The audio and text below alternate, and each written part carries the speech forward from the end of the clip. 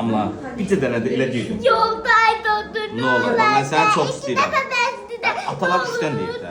Baba bırakacaq. Baba bırakacaq. Sən heç ağrımır, görsən? Bax ağrımır. Çok önemli. Şimdi aç görün, özünü aç. Tut. Ha, bak özünü aç. Tuturam. Görsən bax qaçmır, görürsən qaçır. Elə görüm qaçır, sıx görüm özə. Sıx da sıx. Bırakacağım yoxsa. Ha baba sıxırsan. Sıx. Bir Hadi dəfə tak. bir dəfə Şu deyəsən. Allah da yerindədir. Baba bak bir dəfə deyəsən. Ama çiçeğe vurna. Ama sen- Televizorda gösterecek ağlamadı. Tut.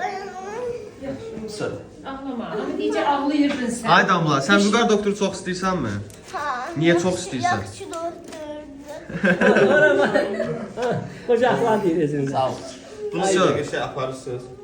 Sən Aynen, gəlib aynen. sildirsən, əlini hamısını tərtəmiz edirsən. Yəni başqa eləyəcək heç bir şey yoxdur. Sadəcə dizini bükmək, açmaq. 3 ayına qədər tam qoruyuruq. Yaxşı. 6 həftə elə belə dedi, yarısı gedib, yarısı 6 həftə. İndən belə. Düzdür, hərəkət eləsin, yerisin, eləsin, amma məsələn qaçmaq, tullanmaq, oynamaq, yəni belə şeylər olmasın, velosiped sürməsin, bunlar olmasın. Hə, sadəcə ayağını təmiz işlətsin. Növbəti səfər gəlişimizdə təzədən görüşək inşallah. Yaxşı. Damla, səni seviyor. Öpürəm səni çox. Bırak